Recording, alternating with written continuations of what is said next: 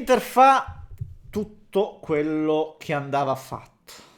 Prima cosa, forse anche la più importante delle due, preservare tutti i giocatori in vista della gara di martedì perché è innegabile in questo momento la testa, le gambe, le energie, l'attenzione, il focus, tutto quello che vi pare è lì, è lì. Più che altro perché lo sappiamo, adesso non dipende più dai nerazzurri, no? La riuscita o meno di questo, di portare a casa lo scudetto. Quindi per forza di cose, numero uno, preservare tutte le energie possibili da parte dei titolari e poi cosa numero due, comunque vincere stasera, comunque portarla a casa, provarla la vittoria e farlo perché è vero, l'ho appena detto, non dipende più dall'Inter, anzi il Napoli potrà giocarsi anche un bonus nelle prossime tre partite e questo lo sappiamo, è fattuale, però questo non significa che poi tu gli debba spianare la strada, anzi gli debba ancora di più facilitare le cose, assolutamente no. E poi, visto che stasera è scesa in campo praticamente l'Inter B, davvero in tutti i suoi effettivi, ero anche curioso di vedere un po' sti ragazzi contro un Verona ampiamente no, tranquillo, perché poi il discorso è questo, la tranquillità degli avversari, no? Che stasera tu hai affrontato il Verona e perché io sono un po', tra virgolette, no, sono sfiduciato dal fatto che poi alla fine il Napoli non perderà punti, proprio dal fatto che andrà a incontrare squadre che non saranno motivate. Cioè,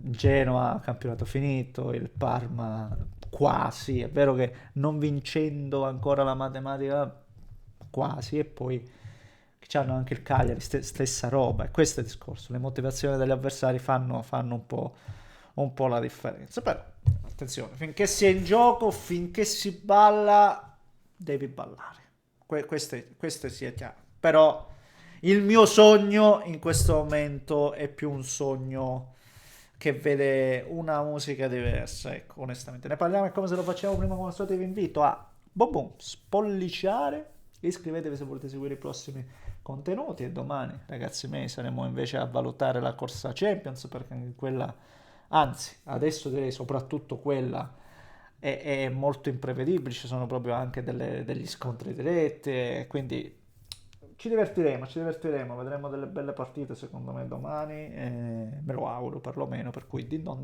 attivate la campanella.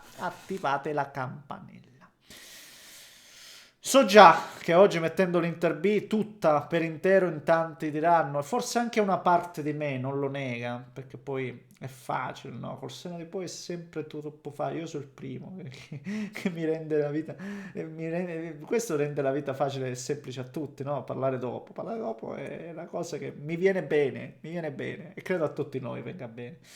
Però dici no, tante partite dove appunto no, abbiamo visto un'Inter scarica, magari metti comunque tutta l'Inter B e vediamo che succede. Di certo non con la Roma, di certo però non col Bologna, dirà qualcuno. Però, se ricordate bene, contro questi avversari Inzaghi mise la squadra più titolare possibile in tante partite. Magari invece qualche tornazione in più, no? Forse sì, forse no. Boh, facile. Ripeto, questo è un esercizio pigro, è semplice, è anche un po' vile, come piace dire a me, no? Dire tutto ciò. In realtà, in realtà doveva andare così, forse, no? Fatemi vedere una delle banalità più grandi che esistono in questo mondo, no? Doveva andare così. Non lo so, no, non lo so. Di certo stasera ho visto un ottimo Zaleschi. Non vedevo tanti dribbling provati, quindi tanti dribbling tentati e riusciti, forse da 2 o 3 anni. No, non sto esagerando. Non sto esagerando. Non sto dicendo che Zaleschi sia un fenomeno, sia il messia, abbiamo finalmente un quinto che salta. Non sto dicendo questo. Però davvero, ed è significativa sta roba, ed è veramente significativa per farvi capire quanto all'Inter manchi un giocatore che salti l'uomo, il fatto che tu vedi Zaleschi e dici cavolo, allora si può dribblare l'avversario, si può avere superiorità numerica saltando, ripeto, l'avversario. Sì, si può. E quindi sto fatto volevo rimarcarlo proprio perché mi è rimasto in testa. Secondo me è stato il migliore in campo e mi è piaciuto. Forse non male, soprattutto perché poi la firma lui questa partita, Aslani, nulla di trascendentale, ma la firma lui. Secondo me passo falso di Arnautovic, ha sbagliato tanto tecnicamente stasera Arnautovic e quindi è vero, ci sono state partite in cui ha fatto il suo, però no, stasera l'Inter purtroppo nel reparto offensivo, e non lo scopriamo oggi, deve lavorare sul mercato, deve lavorare, non c'è nulla da fare perché è una squadra che poi vuole davvero lottare su più fronti, è una squadra che si sta giocando la semifinale di Champions e comunque vada, se la sarà giocata comunque, non può arrivare con questo reparto d'attacco, secondo me. Va completato, va migliorato, va rafforzato, ma fatelo, perché poi è troppo facile parlare di allenatore e di tutto il resto. Fatelo, per favore. E quindi questo è. E poi, ripeto, la vittoria di oggi la devi parametrare anche all'avversario, secondo me, perché il discorso è questo, un avversario che comunque non è che si è strappato i capelli, forse non ha mai tirato in porta, forse il Verona non ha mai tirato in porta, l'Inter per carità ha fatto una buona partita, solida, ma secondo me, ripeto, le motivazioni degli avversari in questo momento contano tanto, ed è il motivo principale per cui mi ritrovo qui a dire che forse è passato il formaggio, no? Si dice dalla tavola, dalle mie parti si dice il caso una volta passa sul tuo tavolo, cioè il formaggio una volta solo passa sul tavolo, o lo mangi quando te lo servono, oppure se te lo portano via poi te l'hanno portato, è andato via, no?